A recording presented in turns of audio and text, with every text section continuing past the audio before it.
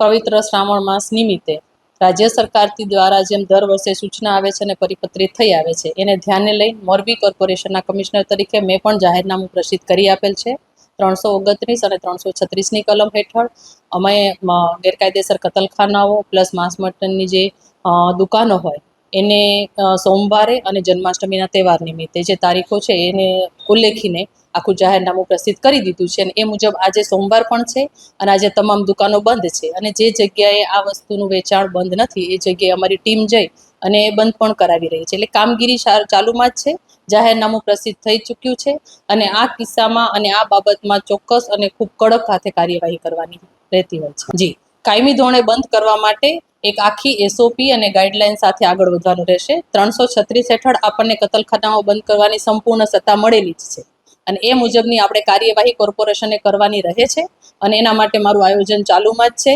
નવી કોર્પોરેશન છે એટલે એની જે ટીમ હોય અને ટીમ સાથે જે રીતે આયોજનબદ્ધ કામ કરવાનું હોય એની સમીક્ષા અમે અત્યારે ડીવાયએમસી લેવલે અમારી મિટિંગ કરી અને એ મુજબનું આયોજન ચાલુ કરાવી દીધું છે અને ચોક્કસપણે આ કતલખાનાઓ સંપૂર્ણપણે બંધ થાય ને એ દિશામાં જ કામગીરી આઈટીઆઈ જે થઈ છે એમાં અમારી પાસે લાયસન્સ કેટલા લીધેલા છે ને એની વિગતો માંગેલ હતી.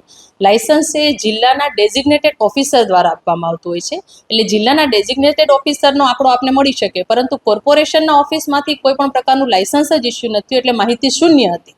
એટલે એનું અર્થઘટન એવું કર્યું છે કે અહીંયાથી કોઈ પણ કામગીરી થયેલ નથી પરંતુ કામગીરી તો અત્રેથી જ થાય છે અને અમને સંપૂર્ણ સત્તા છે. આ ઉપરાંત 381 હેઠળ આજે અમે તમામને આવતીકાલ માટે પણ નોટિસ ઇસ્યુ કરી રહ્યા છીએ. એના માટે અધિકૃત મેં મારા ફૂડ ઇન્સ્પેક્ટરને અત્યારે જ હાલ કર્યા છે અને એ દિશામાં મેં કીધું એમ ચોક્કસપણેના નક્કોર પગલાંની કાર્યવાહી મારી ચાલુ કરવામાં આવશે.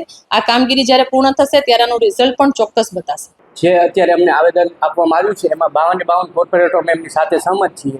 જે પણ વ્યક્તિઓ આ કાયદાનું ભંગ કરશે અમે કડકમાં કડક પાલન કરાવશું નિયમોનું અને આવનારા દિવસોમાં જે કતલખાનાઓ અત્યારે છે એ તાત્કાલિક ધોરણે લાયસન્સ વગરના જે કતલખાનાઓ છે એમાં કડકમાં કડક નિયમોનું પાલન કરાવીશું અને બંધ કરાવીશું. આપણે છેલ્લા 4-5 દિવસથી જે વિષય ચાલી રહ્યો હતો કે મોરબી મહાનગરપાલિકાના હળ વિસ્તારમાં અને મોરબી સિટી વિસ્તારમાં જે જાહેર જગ્યા ઉપર અને ગેરકાયદેસર જે કતલખાનાઓ અને ઈંડા અને નોનવેજની લારીઓ જે ખડકાઈ ગઈ છે તે તાત્કાલિકના ધોરણે દૂર કરાવવામાં આવે. જે ગેરકાયદેસર છે એની કોઈ પરમિશન આપેલી છે નહીં અને એ આપણે જે આરટીઆઈ મુજબ માહિતી માંગી હતી એમાં પણ ફર્સ્ટ લખેલું છે કે એક પણ પરમિશન આપેલી નથી. તો આજે જે 52 કોર્પોરેટરો જે હિન્દુ સમાજ અને જે પ્રજાએ જે પ્રતિનિધિ બનાવીને જેને સત્તા ઉપર બેસાડ્યા છે તેની સહી અને હસ્તાક્ષર લેવા માટે આજે સંગઠન દ્વારા અભિયાન કરવામાં આવ્યું હતું. જેમાં લગભગ બધા જ કોર્પોરેટરોથી લઈને મેયરને સ્ટેન્ડિંગ કમિટીના ચેરમેનથી લઈને બધાએ આમાં સહી કરી આપી છે.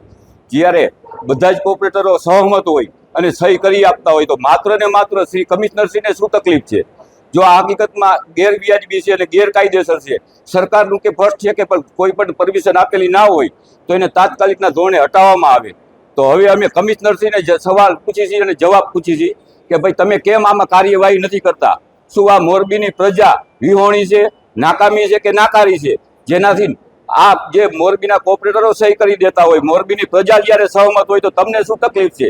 એ અમારી રજૂઆત છે અત્યારે.